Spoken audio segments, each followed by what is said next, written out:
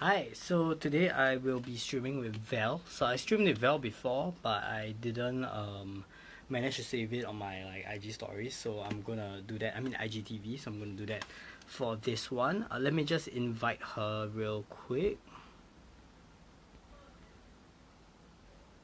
Okay, I'm inviting her now.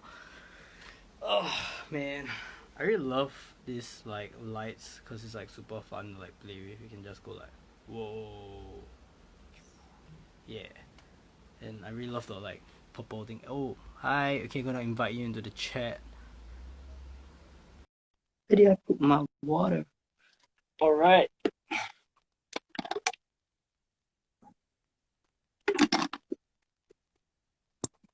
I don't have Hello. lights like you. Just have shitty warm light. I mean, like actually, these lights are super cool because they're just like the LED strip. Then you can just like use your remote to change. So yeah, it's quite fun. You can even do the like warm fairy light like kind of vibe. So I'm sick. yeah, let me just because I did like one side so I can change the color. Uh-huh. Anyway, yeah, thanks for coming on this stream. Today we're talking about sex work in Singapore. Yeah. So yeah, so like recently you're starting to do like a bit of the Patreon kind of stuff, like selling some pictures here and there, right? Mm. So how has that been? It's been okay. So, I've only started for about 2 months, and I've had a few people donate. I realize it's actually like kind of like the same few people, which is good. Lah. It means you have a fan base going. Um, Actually, it was like a lot of research going into this because thanks, babe. Um, because when I first started, originally when I first started cosplaying, I felt like, oh, I should do lewds and stuff because that will help me gain a following. And I was really lucky because like one of the bigger cosplayers that I was following just did like a random like, oh, ask me any questions. And I asked her like, hey, should I do OnlyFans or Ko-fi or Patreon? And will that help me get more followers? And like this was back when I was at like 200 followers or so. And she was saying like, oh no, like no, um, even Why? just straight up like no. If you don't have the reach, like if you're gonna start selling lewds, it's gonna be like you're just selling lewds like for the internet to just steal. Because like no matter what, anytime you put it out there, it's in the internet. People are just gonna like rip it. Yeah, Um, so like if you are gonna start a platform to sell like any nudes or lewds or anything like that, do it once you have like a small enough following. In fact, like with the numbers that I have now, because I have quite a small following, a few people actually told me like, oh, don't do it.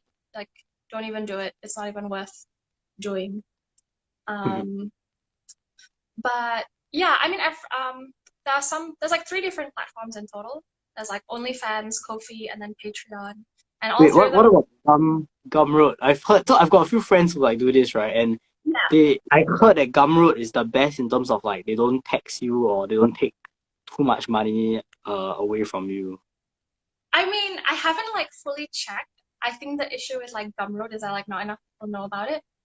Um, Oh yeah, because from what I can tell, a lot of people are comfortable paying for stuff that already has like a general vibe going for them. Like people don't yeah. feel silly like paying for a Patreon because it's like it's a Patreon, and if you say like, "Oh yeah, I'm her patron," they don't look at you like you're some weird porn perv. Yeah, Um, yeah. so like from what I can tell, like I don't know about was it Gumroad? But from Yeah, Gumroad. Ko-fi, Patreon, and OnlyFans, um, Patreon takes the most because it's the biggest name. I think it's like thirty Yeah, percent. I had a friend that was moving away from Patreon because like apparently Patreon started like texting, like making people pay tax or something. Yeah, so this actually happened to like a few platforms. One of it is actually Etsy. Um, they started charging for like VAT, which was like I think the UK, the US. Basically a bunch of tax for countries that like basically just like a lot more tax associated with it.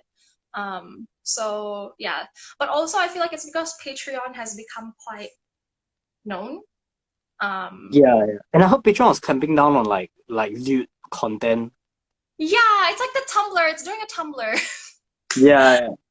So it Um. feels, mm, Yeah. Sorry. So, yeah, I want to talk a little bit about like I guess the sex work aspect of it.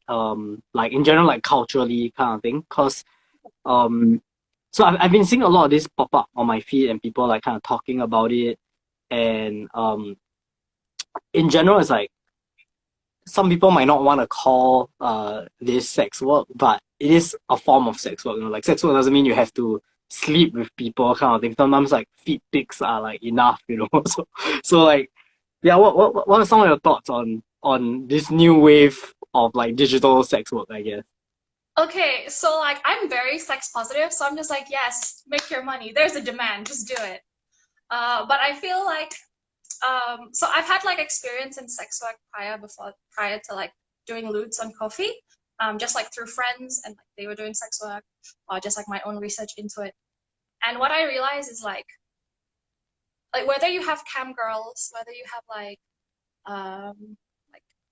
those like hostess bars or even just like escorts, there's a really common thing in all of them is that all the clients need to rationalize the purchasing. Like if you have a cam girl, a lot of the guys like unless it's like a few like even a few years later they just like, oh no, it's because it's this relationship that I have with this cam girl.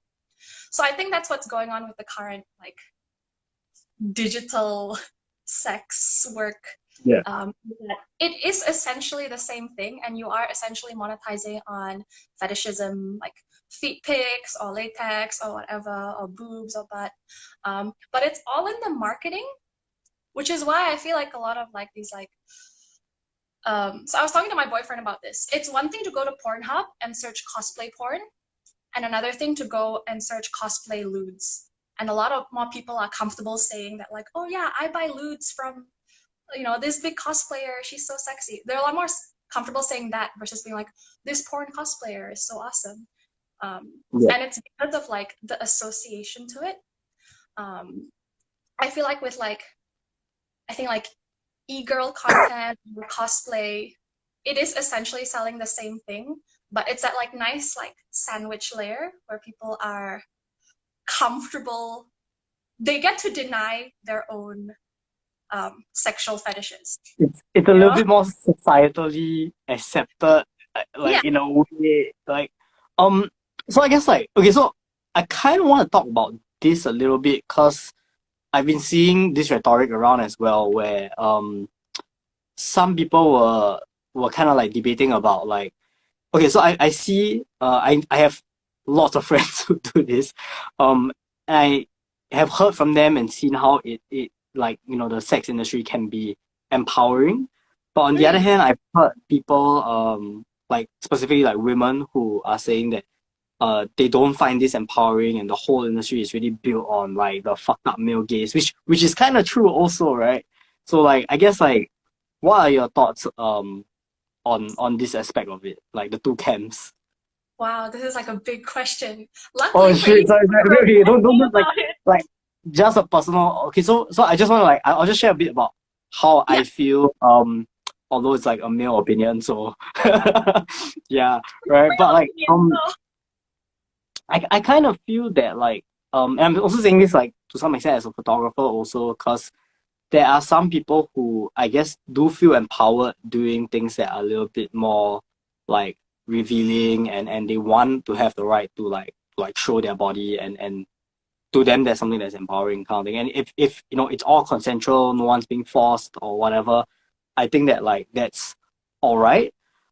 And for the people who are arguing against it, I feel that they have the right to have those opinions, but like if you don't like it, then I guess like you don't need to do it yourself, but you shouldn't shit on the because so this is my impression on like sex work. Like I feel that there is a culture around sex work. Let's say like people who pay money to like see a stripper, right? There's a culture and like etiquette to how you behave. And I hmm, think that a lot of the sex workers probably do appreciate like the customers who aren't fucked up, who know how to like give the dollar bills, don't be too creepy and don't like jerk off like while you're over there, that kind of shit, you know.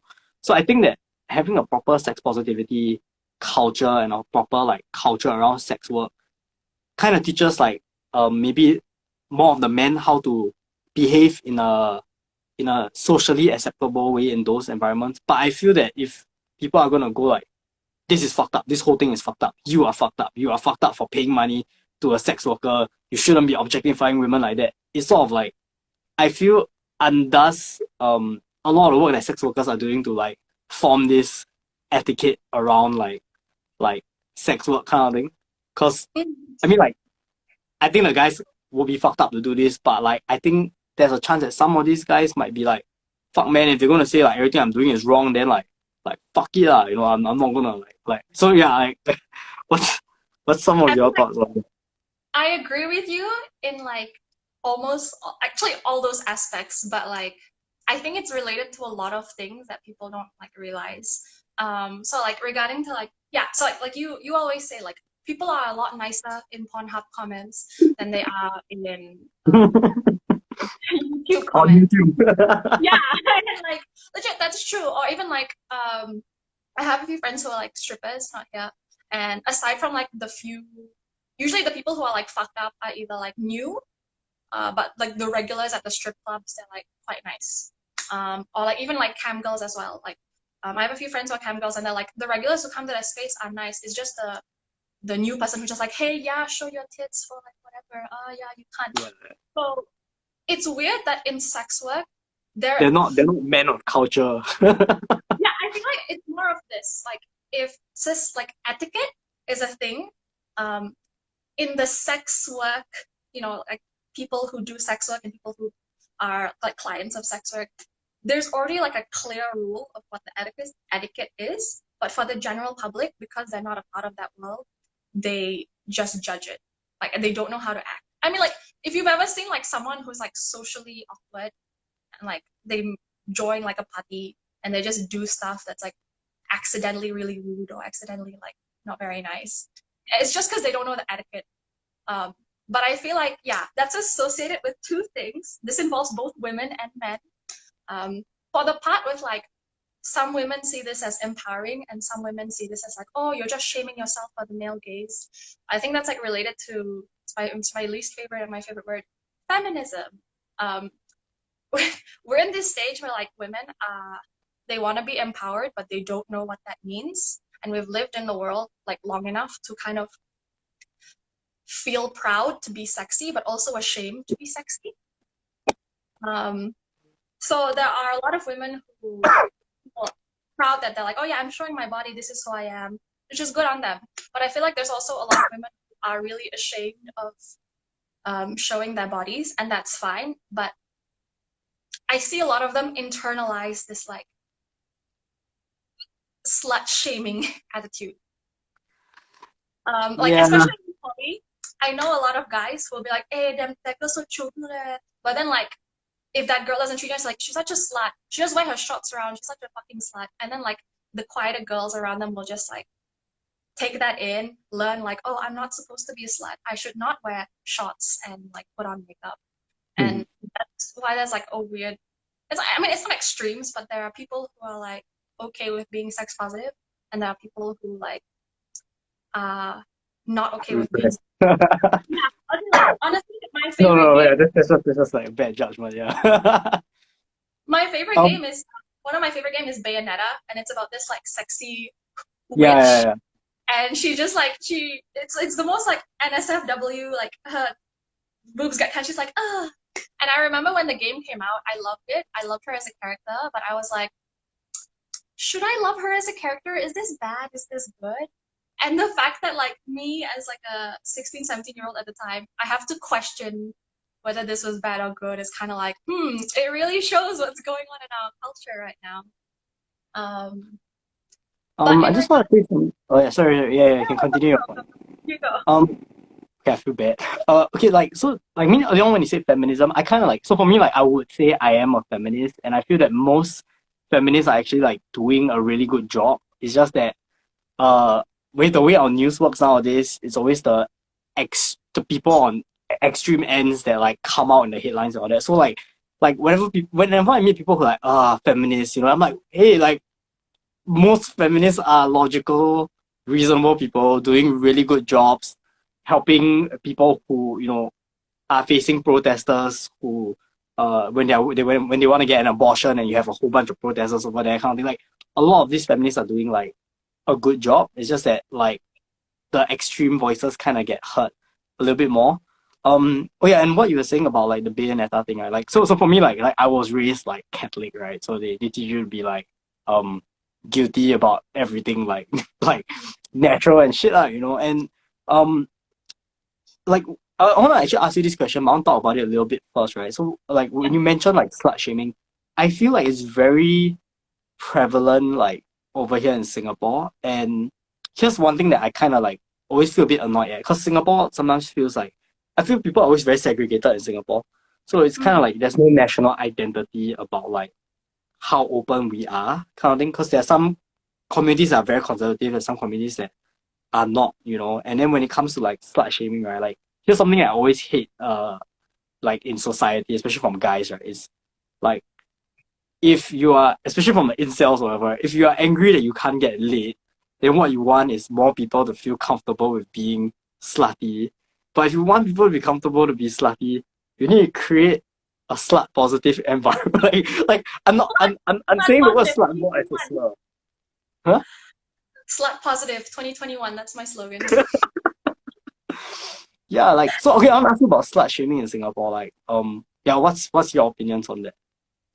Okay, so my opinion is it's weird because maybe I'm too dense. Maybe I might be slut shamed now, but like growing up, I was that girl who like didn't look like anything, so I just got to watch the slut shaming on the side. And I feel like yeah, I agree with you. Okay, so this is again like the reason why I said like it's a big topic is because this is like related to this whole big thing where I'm gonna talk a lot about men, but I'm not gonna say like women are not at fault. It's a big like we have this weird like virgin whore complex where a lot of guys want they want us like they deem like a sexy hot girl with big boobs and like all that stuff. I mean like that's the reason why they buy my Kofi and my lewd picture, right?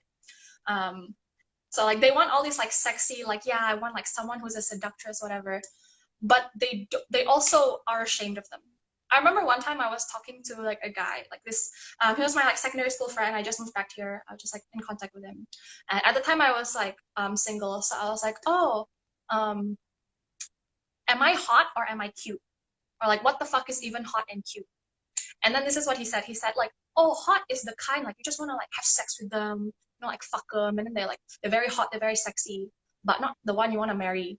And then cute is like they're very like small, they need your help, they cannot do anything, and then that's like the one you want as your wife.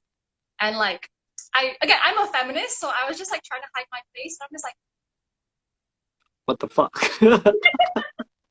And then so that happened, and I was like, okay, let me just test this.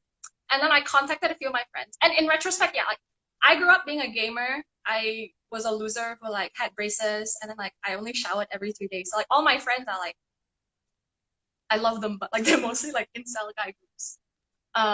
So I asked a few more of my friends, and legit like I tested. I checked with 3 people, and all 3 of them like, oh yeah, like you're the hot kind, cause like you're like tall and you're sexy. But like the cute kind is like the small kind, one that you want to put a jacket over her, and then that one's the one like you want to marry. And I'm just like, you guys want to like fuck a whore, but then you also want to slut shame us and say like, no, just the pure ones to marry. Yeah, like and okay, I just want to say this, right? Like as a man of culture, right? Like I find those 2 definitions very like bleh, because I'm like, if you're a real like high level weeb, right, you know that there are people who are like tall, like big sister vibes, who's like cute kind of thing, and you have people who are like small, petite, and like I don't know, kind of fucked up in the head, yandere style or shit, who's like hot. And I'm like, like just all the different tags on nhentai.com lah, basically. But They combo, okay? It's not an a la carte meal. Yeah, right. Like there's so many components that go into like this shit, and like okay, so I just want to say this, right? I feel that there are lots of guys who are like very insecure over here. Like, so I'm saying this as someone who went to like an all boys school in like primary school and secondary school and like was raised Catholic, right? I remember once in like church class, they were like, I know we're supposed to talk about sex work, but I think like in general, just sex positivity is a good topic also. Like, so when I was in church, they were saying like, oh yeah, for the girls, right, you all need to like be a like they said for guys and girls, we need to like be virgins until we get married or whatever. And like, I remember like at 14 years old, I was like why? Like to me that just didn't make sense. I told teacher Yeah. like, I think that's dumb. And then teacher was like, what do you mean like there's something like wouldn't it be better to like trust the like why do you need to be a virgin? You know? Then like how are you gonna trust your partner? Then I was like, wouldn't it be easier to trust someone who has slept around a lot and then after that they wanna be with you? Then you're literally like 1 in 100 and they know what it's like to like play around and fuck around and then they choose you. And that's assuming you're like monogamous kind of thing. Like if you're like I mean I didn't know about polyamory back then kind of thing, but I was like that was my general argument with the teacher. You know, I would rather like marry someone who slept around a lot. So then if they pick me, I'm like special kind of thing. And then the teacher was like fucking appalled by what I said, right? And then I was like, no, this is totally in line with the Bible, you know, like remember that story about like that two sons where like you know the prodigal son, right? Where like one son was good all the way, but the other son like went and do fucked up shit and then came back and then God loved like the second one because it's harder to be a fucked up person and then be a good person. Then the teacher, because I really read the Bible like as a kid, like I really fucking read it, and I was like, wait a minute, this is yeah. So like, I think that mindset kind of like makes guys, I feel angles as well, but I would say mostly guys, right, feel very insecure about the people they sleep with, and they're like what? This guy dated slept with another guy. Fuck, was his dick bigger than mine? Oh my god, what if she like wants bigger dick now? Fuck, you know, like I think Yeah. that's literally the So there's like this one thing that has been like a major thing that like it's not just Singapore, it's like everywhere. But I mean, I grew up here, so I know this here like the most, which is just like we have a very weird relationship with sex. Because I feel like everyone's still 14. Um, uh, okay, so I've dated a few guys, and like I've dated one girl, but like I've dated a few guys. Almost like all of them have lied about how many times they've had sex before they dated me. Um, and wait, I how many think times or how many people? how okay, so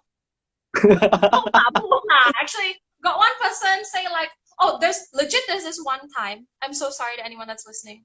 There was this one time where I met here's my uni friend, and I just like got over a breakup, so I just need to get that like aggressive getting over it late. So this I was friends with this guy for like 2 semesters, and this whole time he's just been like, oh yeah, you know me, I get laid. Oh yeah, I just went home, just got laid. So I was like, yeah, dude, whatever. And I ended up like sleeping with him. And because he said like he's had sex before, so like I didn't when you start a game and it's like, would you want the tutorial? I just like, no, I've played the game before. So like I didn't give him a tutorial. And then like 3 months, because I ended up dating him. 3 months into dating him, he was like, actually, I lied. The first time I had sex was with you. And I was just like, are you serious? If it was the first time, I would have gone through like what button does what. Yeah, I like okay, so I just wanna say like I'll share like a story also, right? It's not like I don't think it's super explicit or whatever. Like so in general like when I was like younger, I was like super like fuckboy kind of thing. And like I generally did not want, I don't know whether it was like because of like Catholic school or fuck, right? I did not want to sleep with people who were like virgins kind of thing. Cause I was like yeah, I don't know. It's just this thing where I don't want to be like anyone's first time kind like kind of shit. And it was like weird, right? Okay, so I also feel that usually when you sleep with someone who's a virgin, there's a high chance that they get like kind of obsessed or like whatever. Also, again, because of the societal like construct of like you sleep with this person, you have to fucking marry them. They can't shit, you know. So there's once I was dating this girl, right? And this will go into my point about how I feel that Singaporeans don't know how to fucking date.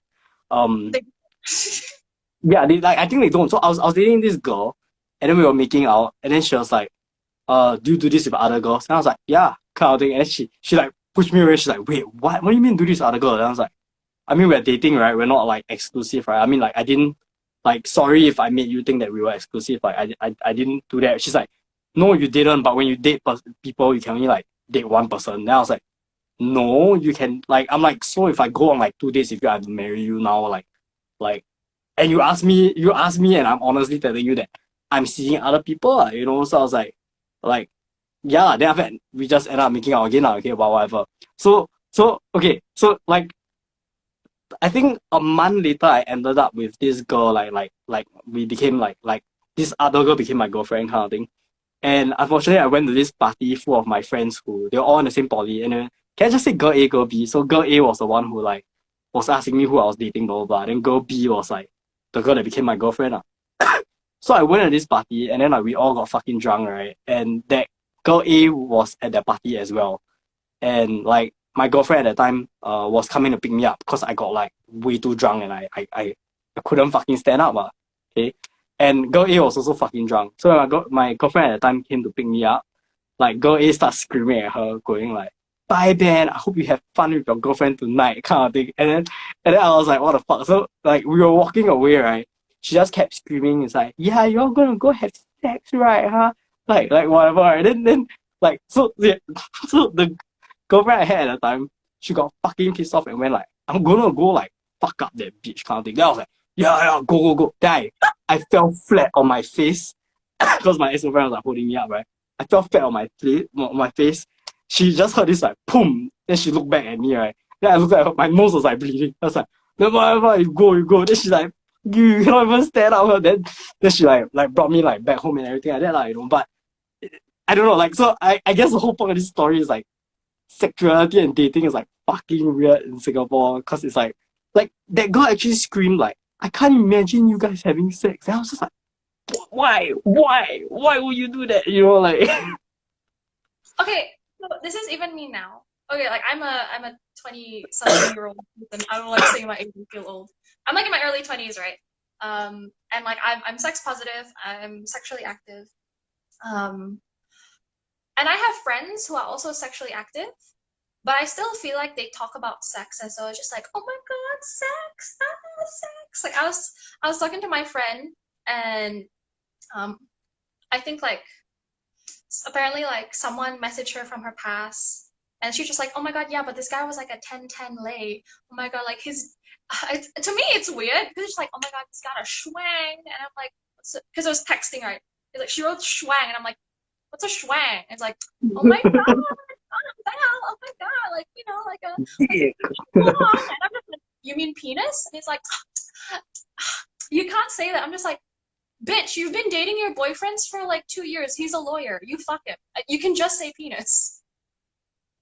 uh, Because like even now, I feel like this whole like weird slut culture that we're ashamed of is that people want to have sex. Sex is this thing that people still dream to have. Even if they do have sex, it's just like, oh yeah, guess what? I had sex tonight. I'm just like it's a bragging unless, right. yeah, and I'm just like, look, dude, unless you're single and like haven't had sex in a while or like hooked up with someone, if you have a boyfriend and you're like, guess what? I had sex tonight. I'm just like, yeah, this is expected. Because like, yeah, I feel like people still in Singapore, the way that we view sex is still very taboo, and it's taboo in a trendy way. Like, okay, so I'm kink positive. I don't know if that's a word, but basically, like ever since I was young, I was interested in like researching kinks and stuff. Like, I don't actually do shibari or whatever, but I've known a lot about the subculture or like the sub and dom subculture, just because I'm interested in it. And to me, when I meet someone who actually says like, "Oh, I'm into kinks, like this is my kink, whatever," I'm just like, "Yeah, yeah, They sure." just mean like stupid 50 Shades of Grey shit. Like my boyfriend once in a while hits me, not in a sexual way. I guess he's a king. Yeah, I have this person who's just like, "I'm a kinky girl," and I'm just like, "Okay, what?" And he's like, You "No, basic as fuck. I wear like a bra and like a see-through top," and I'm just like, "Yeah, so does Forever 21. What the fuck?" Yeah, now this is just like clubbing like fashion kind of like Yeah, and to me, again, like that's fine. You want to be that, do what you want. But to me, it reinforces this idea that like people in Singapore, I feel like it's not just Singapore. I feel like it's everywhere, but specifically in Singapore, people see sex as like this like super like ooh thing. which is why we're not normalizing it. And that's why we have creepos like on the YouTube comments, because we are not normalizing sex. People don't think it's normal. People who are like in their 20s working, have a committed relationship, still think about sex as though it's like, and this isn't even like kinky sex weird shit. Just like, oh, I had sex and like that was spanking. I'm just like, okay, good for you. Um, I'm not gonna No, get like a lot of times you don't understand that like to be a really like fucking insane kinky pervert with your partner or like people you sleep with, right, requires open communication about your limits and what you're comfortable with, and like talking about like there's this like saying thing where if you don't laugh once while like having sex, you're not doing it right. Because it is kind of awkward and like sometimes you laugh at yourself and like and again, to me, I'm just like, if you are doing kinky, intimate things with your partner, and this is like the thing that you're into, like maybe like yeah, you wanna like, it's like exciting for you, but like it's not really something that you're just like, oh my god, guess what? I just like, do you know what I mean? Like it would have been yeah. something that you've spoken to your partner about, and you guys are like chill with it. But I feel like there's this context in like Singapore, like dating or culture. There's a weird like sex flex.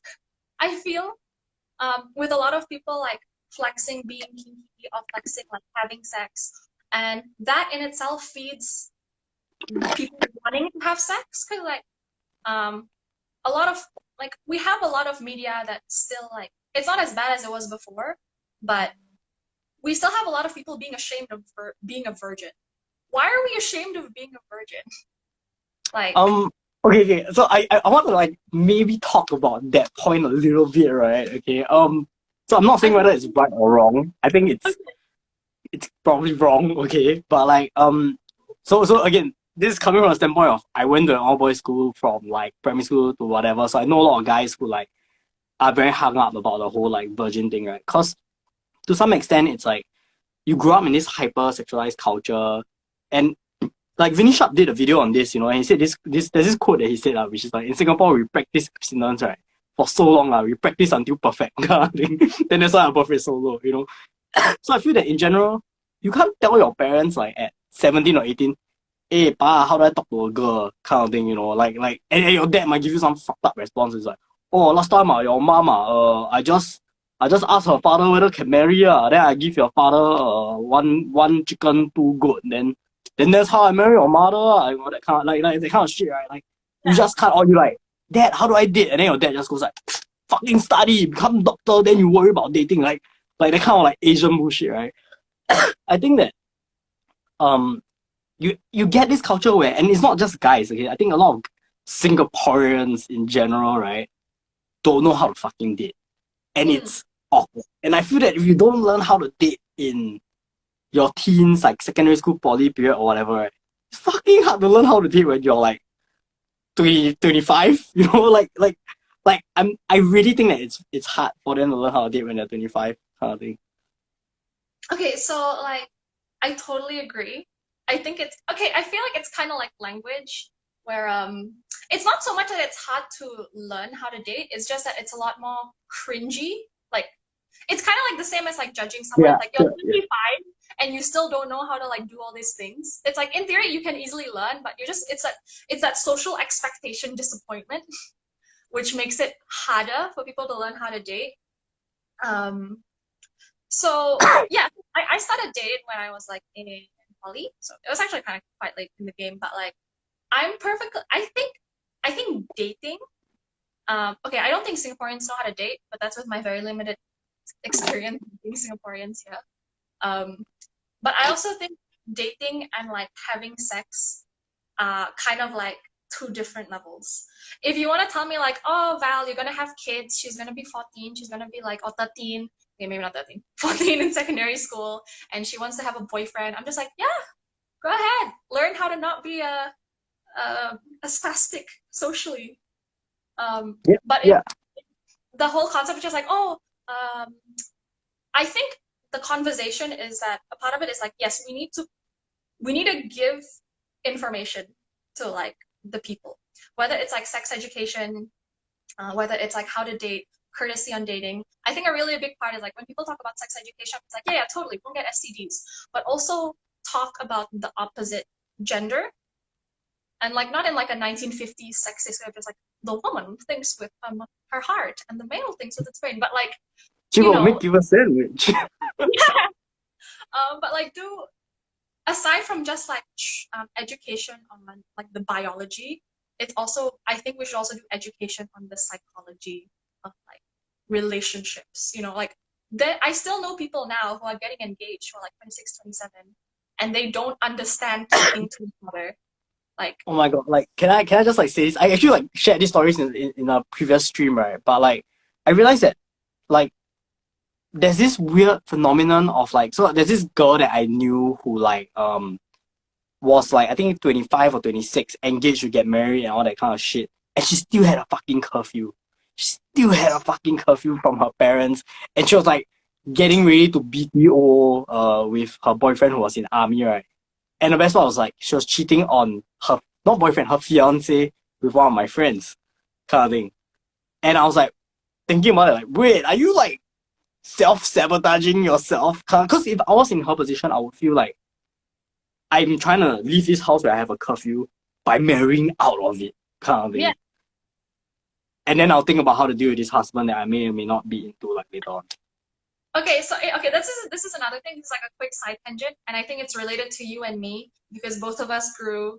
Well, I know that you grew up in like a kind of shitty, abusive household, so you're Yeah. very used to the concept of saying "fuck my family, I'ma live by myself." So Yeah. I'm also like I live in it wasn't abusive, but it was basically I cut myself off from my family, so I'm very used to the concept of like I'ma live life by myself. So the person that I'm with now um, kind of has like a not so, I mean, in my opinion, a not so great family dynamic. And I keep, because like we're both adults. Like I have my own place. I'm just like, dude, fuck it, just move in with me. It's chill. But he doesn't want to because the concept of like letting go of family, like to us, it's just like, yeah, fuck it. Yeah. No, and that's something I had to learn, because I'm like, whenever my friends tell me they got problems with their family, I'm like, fuck them, just go, that kind of shit. And then I started to realize that a lot of people don't have completely fucked up shitty families. Like, yeah, there's some problems here and there, but it's not like unreasonably your mental health and safety is at stake kind of shit. And I don't want to complain about like, oh, our life is so hard. Like, you know, whatever your trauma is, however small or big, it's trauma. You deal with it.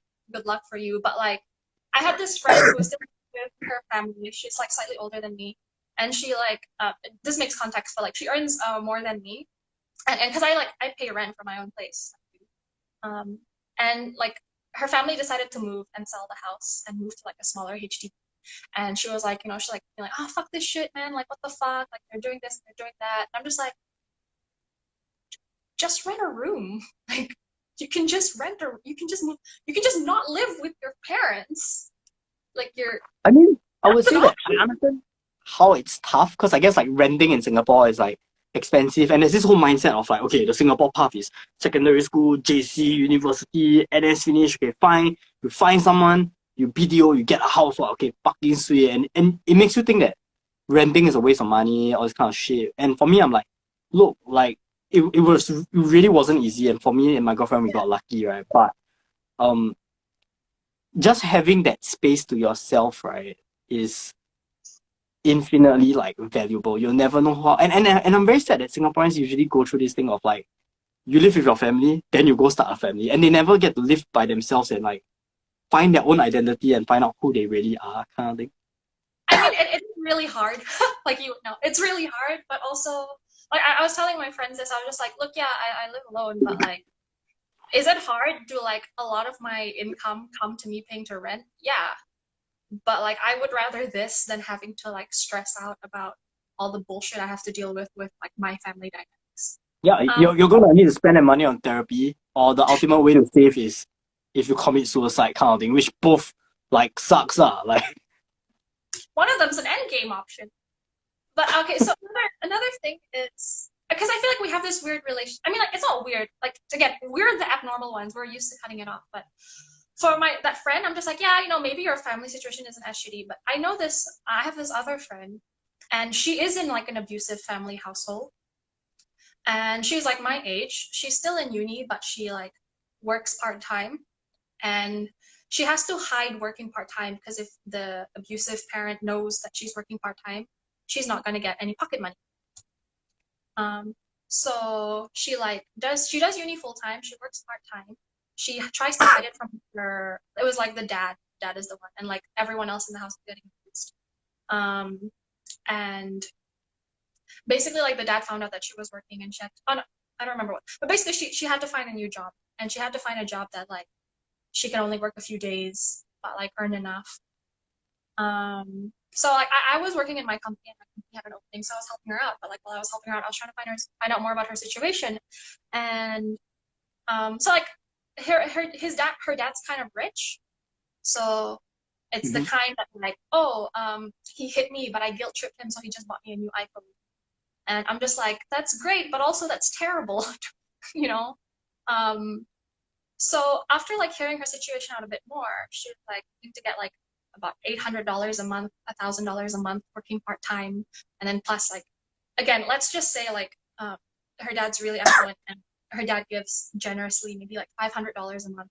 That's like 1.3K a month, and that's Yeah. 1.3K where she has to study um, full time or study 3 days and then work the rest of the days.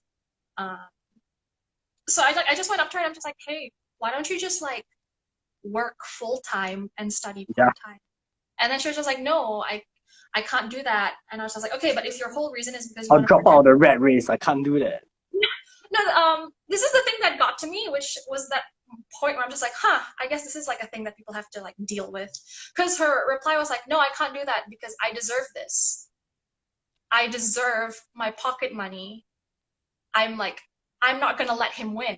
And I'm just like, I get that, but by staying here, you're letting him win. You're letting I mean, everyone else except yourself. Like, even if you get like a shitty customer service hotline job, you get like maybe 2K.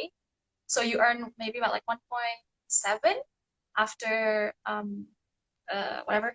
And I'm just like 1.7 like oh if you're earning 1.3 from your working and your pocket money and you earn 1.7, you can spend like 400 $500 on a room in like a HDB somewhere, and then you'll still have yeah. the same amount of like income, and you also won't get hit.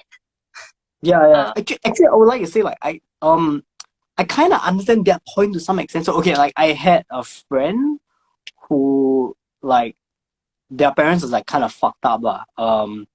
And like basically like we got some dirt on like their parents kind of thing. With some like illegal shit the parents were doing.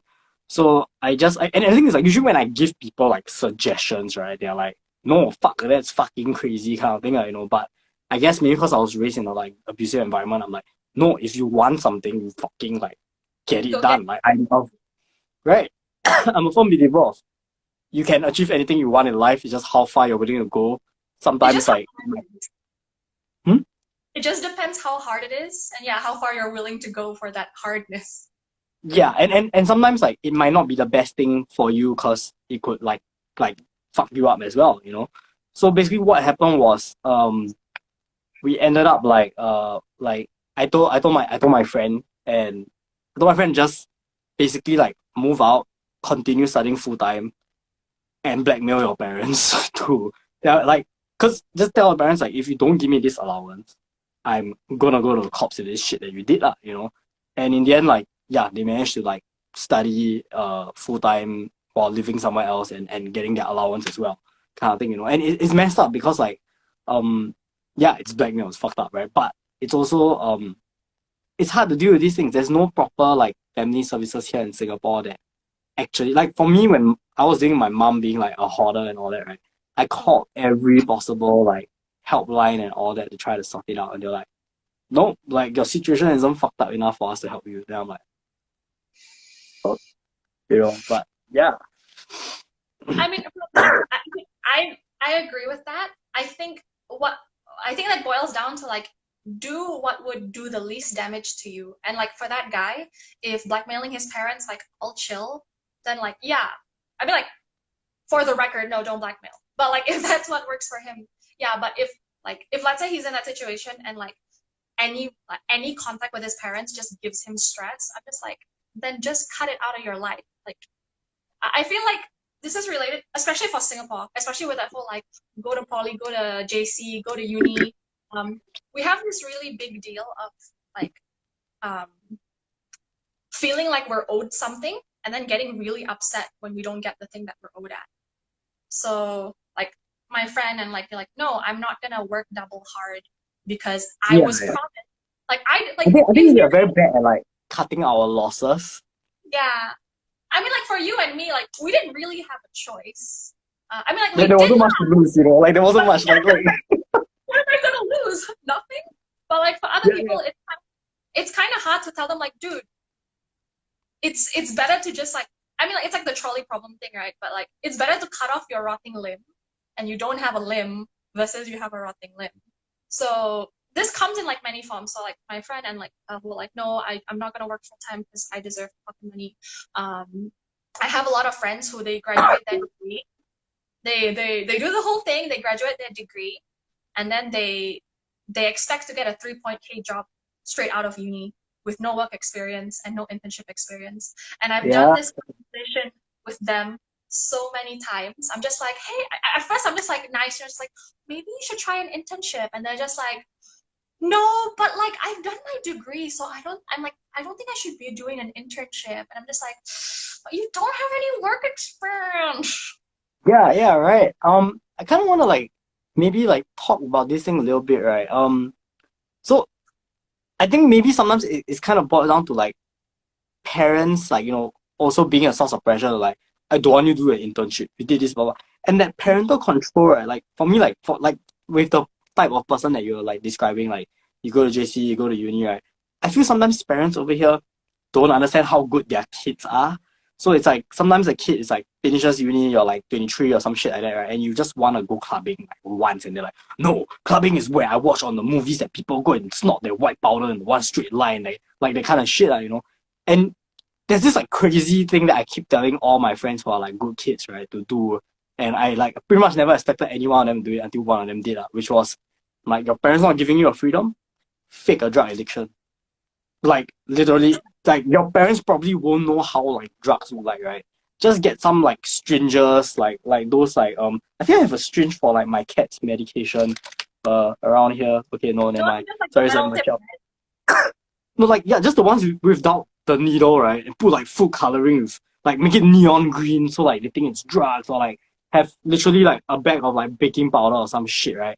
And let your parents like find it. Most of the time their moms are probably like snooping or their dads are snooping around the house, right? Leave a drug kid like there.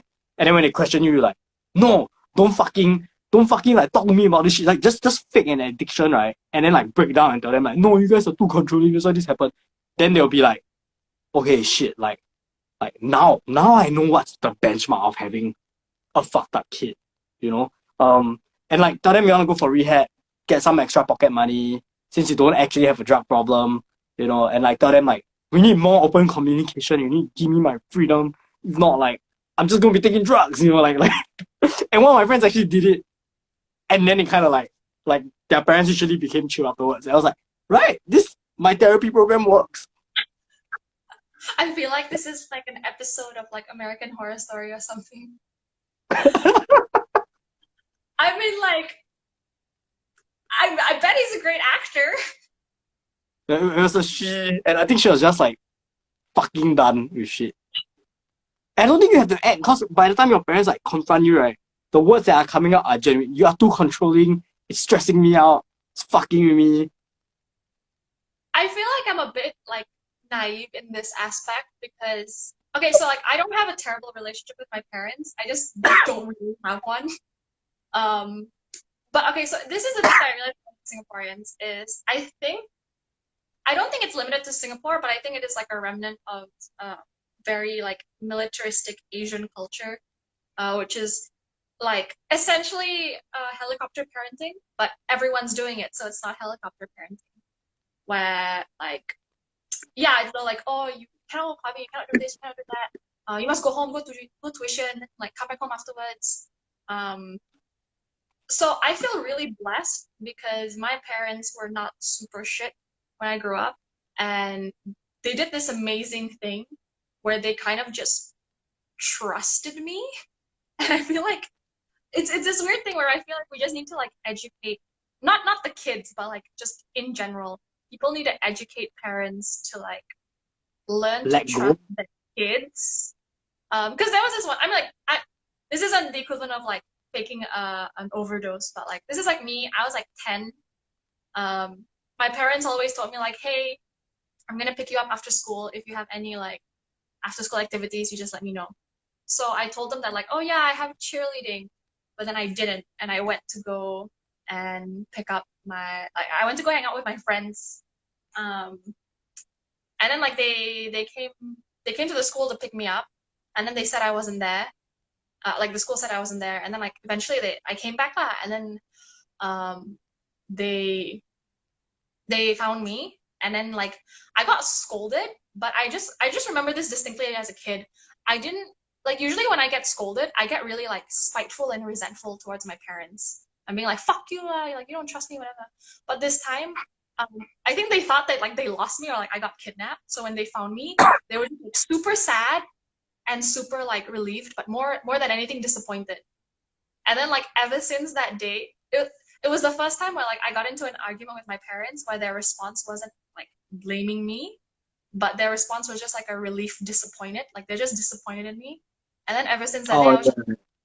yeah, and like I think like that's way more like having your kids see that your parents are disappointed in you is way more effective than just like limiting them completely. Um, True, true. And I think like maybe properly explaining kids things like kind of like so I feel like parents like hit their kids, right? Like I think like there's a I don't think you should hit your kids, but I think if you hit your kids there's a proper way to do it where you tell them like this is what you did wrong. Do you understand? Stick out your hand and whack and not the normal way that parents hit kids in Singapore, which is like fuck you, why you do this? Ah, nah, like okay, I don't yeah. know because obviously I'm I'm not a gonna try mom. to abort you right now, you failed abortion. Like Pre-delivery abortion. But I feel like yeah, like okay, so I'm against hitting kids, but I'm just like if you're gonna hit your kid like how you would train a dog. If the dog does something stupid and you hit it, it's just gonna be confused and then eventually it's just gonna get aggressive and lash out at you. and I also feel that like the problem with hitting kids, right, is that it actually like trains them to respond to like physical pain and violence, and then like in the future, other people could be hitting them and coercing them into like doing shit kind of thing. Like for me, like sorry, you're saying? No, no, no, I just want to say like it normalizes being violent. Like I mean I don't think anyone should ever like wow, I sound like a hippie. I don't think anyone should like fight like unless there's like a reason. But I feel like kids who like get hit, they think it's normal to get hit. So it's more normal for them to like go into fights at school or like it's that whole thing just like where did you learn how to do this? I learned it from watching you. Oh yeah, So like I noticed this difference like for my friends who like never got hit as a kid, right? They can't like when someone tries to pick a fight with them or whatever, right? They usually like don't know how to like throw a punch. Because the thing is like to throw a punch at someone, right? There's this like social barrier there. If you've never been hit, you're never gonna do it, kind of thing, like, you know. And it's one of those things where like I do agree that like people shouldn't fight, and you shouldn't hit your kid, kind of thing. But sometimes I'm a bit like, and okay, this is like not PC at all. But I'm a bit grateful that like I got such a fucked up like upbringing, right? Because like I had this case with like my next door neighbor was crazy, he tried to attack us, that kind of shit, and like I knew how to like tackle him and pin him down yeah, on the floor, kind of thing, right? I was like, yeah, okay, we're doing this. Then I just like pin him down on the floor, you know. But like I would not prefer have if it. everyone else does. Yeah, I would prefer not to do that, but I also would prefer if everyone else was not like brought up in a way where you have these skills. like, This is related to this. This is not PC at all. But like, cause I've been like sexually assaulted, and because of that, like I've kind of learned how to deal with men in that regard, especially when they're like objectifying me, and how to deal in like a kind of dangerous situation.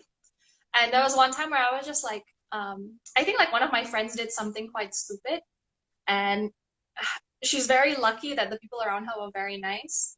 If not, she could have been in a very like dangerous situation. And I just remember talking to my boyfriend. I'm just like, I this sounds really fucked up, but like, well, this sounds really fucked up. I wish my daughter was also sexually assaulted just so that she could be as strong as me. Okay, that's I'm all that. like, no, just talk to your daughter about these things, you know? Like, No, but I do think that like people like you, people like me, a lot of people who I feel like are quite strong advocates in certain things. It's because they've been through certain experiences. Um, I don't think that you have to go through shit to be a good person, but I definitely think going through shit forces you to reevaluate a lot of things. yeah, you're thrown to like swim kind of thing, but you can Yeah, take swimming lessons. yeah, but like even like right now, I have friends and like I love them to bits, but they I'm in no way an expert, but like I've been through a lot of depression and I've been through a lot of like stuff where I'm really used to just thinking about how I feel and being comfortable with how I feel. Yeah, yeah. And all that happened because I'm yeah, like I said, like I'm thrown to swim. If I don't swim, I drown. And you know, when And I a lot talk of to my people end up drowning actually. yeah, well, I mean, yeah, that's the point, right? There's a few people like us who swam and like we're out of the water ish now. It's Like we're great. I don't want anyone else to have to do this. I'm just like I'm gonna tell you how it was. Don't don't ever go near that. But also, I'm just like um I feel like it's also a lot harder. Like concepts like what we said, just like letting go of your family or like the parts of your life that like are hard for you. These are really, really hard concepts for some people to grasp if they've never I been. think it was hard for us as well. Like, I mean, it was. It's just we had no choice. no, yeah, yeah, yeah. I guess I want to like finish because I think we're like almost out of time, right? But like, so when it comes to depression, I always like tell people this. This is like my take on depression, and I'm not a psychiatrist, and I don't think this advice is for everyone. But I always tell people that when you're depressed, right, you have an abundance of these like two things are, procrastinating and wanting to give up. So what you do is you procrastinate giving up. And like when I was feeling suicidal when I was in my first few years of LaSalle, I just told myself every day that I'll kill myself like tomorrow kind of thing. And then before I knew it, I had like 100% attendance. And I was just like, oh wow, like like time sure does fly when you're just thinking about like ending it the next day. But I won't recommend that approach for everyone, but for me, that's what kind of like kept me going, kind of thing. It's like, I'll give up tomorrow. Yeah, I think that's actually like honestly with depression. So I've had like many depressive episodes and like a few suicidal episodes. I got hospitalized a few times. Um, But for me, like, yeah, there's actually okay. So I used to hate people. I still hate it when people say like, "Oh, I'm depressed." It's like, "Oh, then just like don't be sad." I'm just like, yeah, that'd be real great if I just can't be sad. But honestly, now I think yeah, the answer to depression is to. I think he wants dinner. Want dinner? I Yeah, feel like we're probably gonna end soon. Yeah, the answer to depression is just like don't be sad. But don't be sad means like filling up your time. So like whether it's you like, okay, I'll kill myself tomorrow by filling up your time or like yeah. I'm find gonna exercise. I'm gonna like do art. Like yeah. yeah. But I feel like there's also many different kinds of depression uh that like people face. So it High really depends. functioning, low functioning. Like yeah. Okay, I think How we're come we and we're never like stay in topic? I don't know. Like I mean, so in general, it's like I guess how I like to do streams because like if the conversation goes to something else, like I'm like usually quite chill about it because I wanna like I think people want to listen into it as well. Um, yeah, so we're kind of like running out of time. Yeah. Let me just see. Okay, yeah. So anyway, yeah, thanks for coming on. Is there anything you want to plug or anything that you'll be releasing or like? No, I'd like to plug my Instagram. Please follow my Instagram. And if the start of this stream was about sex work, yeah, so I'm having I have a Kofi and I'll be putting up lewds every month of a specific cosplay. If you want to find more about that, it's all in my profile. All right. Okay. So thanks for coming on. Bye. Bye.